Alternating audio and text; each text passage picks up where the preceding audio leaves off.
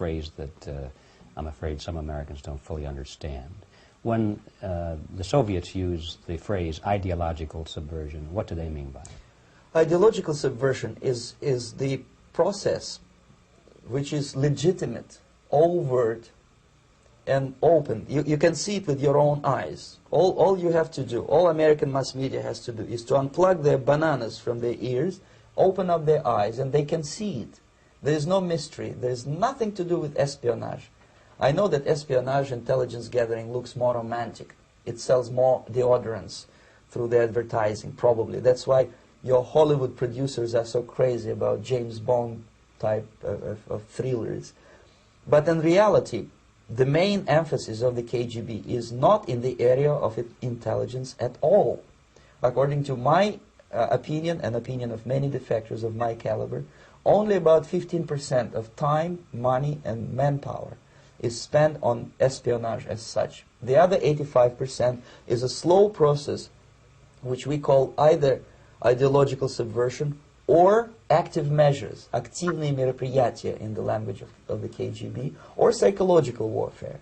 What it basically means is to change the perception of reality of every American to such an extent that despite of the abundance of information, or psychological warfare, what it basically, or active measures, money and manpower, is spent on espionage as such. The other 85% is a slow process which we call either ideological subversion or active measures, активные мероприятия in the language of, and is a slow process which we call either ideological subversion or active measures, активные мероприятия in the language of the KGB, or psychological warfare. What it basically means is to change the perception of reality of every American to such an extent that despite of the abundance of information, no one is able to come to sensible conclusions in the interests of defending themselves, their families, their community, and their country. It's a great brainwashing process which goes very slow, and it's divided in 4 basic stages. The first one being demoralization. It takes from 15 to 20 years to demoralize a nation. Why that many years? Because this is the minimum number of years which requires to educate one generation of students in the country of your enemy, exposed to the ideology of the enemy. In other words, Marxism-Leninism ideology is being pumped into the soft heads of at least 3 generations of American students without being challenged or counterbalanced by the basic values of Americanism, American patriotism. The result you can see. Most of the people who graduated in the 60s, dropouts or half-baked intellectuals, are now occupying the positions of power in the government, civil service, business, mass media, educational system. You are stuck with them. You cannot get rid of them. They are contaminated. They are programmed to think and react to certain stimuli in a certain pattern. You cannot change their mind, even if you expose them to authentic information, even if you prove that white is white and black is black, you still cannot change the basic perception and the logic of behavior. In other words, these people, the process of demoralization is complete and irreversible.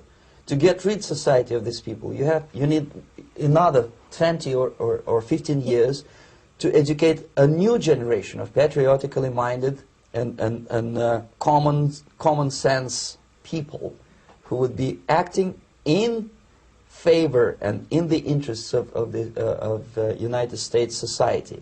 And yet these people who've been programmed and, as you say, in place, and who are favorable to an opening with the Soviet concept, these are the very people who would be marked for extermination in this country? Most of them, yes. Simply because the psychological shock when they will see in future what the beautiful society of equality and social justice means in practice, obviously they will revolt. They will be very unhappy, frustrated people. And the Marxist-Leninist regime does not tolerate these people. Obviously they will join the links of dissenters, dissidents. Yes. unlike in present United States, there will be no place for dissent in future Marxist-Leninist America. Here you can get popular like Daniel Ellsberg and filthy rich like Jane Fonda for being dissident, for criticizing your Pentagon. In future, these people will be simply squashed like cockroaches. Nobody is going to pay them nothing for their beautiful, noble ideas of equality. This they don't understand, and it will be a greatest shock for them, of course. The demoralization process in the United States is basically completed already. For the last 25 years. Actually, it's overfulfilled, because demoralization now reaches such areas where previously not even Comrade Andropov and all his experts would even dream of such a tremendous success. Most of it is done by Americans to Americans, thanks to lack of moral standards. As I mentioned before, exposure to true information does not matter anymore. A person who was demoralized is unable to assess true information. The facts tell nothing to him. Even if I shower him with information, with authentic proof, with documents, with pictures, even if I take him by force to the Soviet Union and show him concentration camp, he will refuse to believe it until he is going to receive a kick in his fat bottom. When a military boot crashes his balls, then he will understand, but not before that. That's the tragic of the situation of demoralization. So basically America is stuck with demoralization, and unless, even if you start right now, here, this minute, you start educating new generation of Americans, it will still take you 15 to 20 years to turn the tide of ideological perception of reality back to normalcy and patriotism. The next stage is destabilization. This time, subverter does not care about your ideas and the patterns of your consumption. Whether you eat junk food and get fat and flabby, it doesn't matter anymore. This time, and it takes only from 2 to 5 years to destabilize a nation, what matters is essentials: economy, foreign relations, defense systems. And you can see it quite clearly that in some areas, in such sensitive areas as defense and economy, the influence of Marxist-Leninist ideas in the United States is absolutely fantastic. I could never believe it 14 years ago when I landed in this part of the world that the process will go that fast. The next stage, of course, is crisis. It may take only up to 6 weeks to bring a country to the verge of crisis. You can see it in Central America now. And after crisis, with a violent change of power, structure, and economy, you have so-called the period of normalization. It may last indefinitely.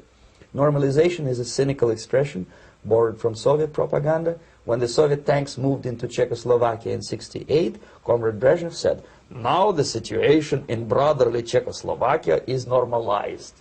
This is what will happen in the United States if you allow all these schmucks to bring the country to crisis, to promise people all kind of goodies and the paradise on earth, to destabilize your economy, to eliminate the principle of free market competition, and to put a big brother government in Washington, D.C., with benevolent dictators like Walter Mondale, who will promise lots of things. Never mind whether. This is what will happen in the United States if you allow all these schmucks to bring the country to crisis, to promise people all kind of goodies and the paradise on earth, to destabilize your economy, to eliminate the principle of free market competition, and to put a big brother government in Washington, D.C., with benevolent dictators like Walter Mondale, who will promise lots of things, never mind whether the promises are fulfillable or not. He will go to Moscow to kiss the bottoms of new generation of Soviet assassins, never mind. He will create false illusions that the situation is under control. Situation is not under control. Situation is disgustingly out of control. Most of the American politicians, media, and educational system trains another generation of people who think they are living at a peacetime. False. The United States is in the state of war. Undeclared total war. against the basic principles and the foundations of this system. And the initiator of this war is not Comrade Andropov, of course. It's the system. However ridiculous it may sound, the world communist system, or the world communist conspiracy, whether I scare some people or not, I don't give a hoot. If you are not scared by now, nothing can scare you. But you don't have to be paranoid about it. What actually happens now, that unlike myself, you have literally several years to live on unless the United States wake up. The time bomb is ticking. With every second, the disaster is coming closer and closer. Unlike myself, you will have nowhere to defect to, unless you want to live in Antarctica with penguins. This is it. This is the last country of freedom and possibility. Okay, so what do we do? What is your recommendation to the American people? Well, the immediate thing that comes to my mind is, of course, there must be a very strong national effort to educate people in the spirit of real patriotism, number one. Number two, to explain them the real danger of socialist, communist, whatever, welfare state, big brother government. If people will fail to grasp the impending danger of that development, nothing ever can help United States. You may kiss goodbye to your freedom, including freedoms to homosexuals, to prison inmate. All this freedom will vanish, evaporate in 5 seconds.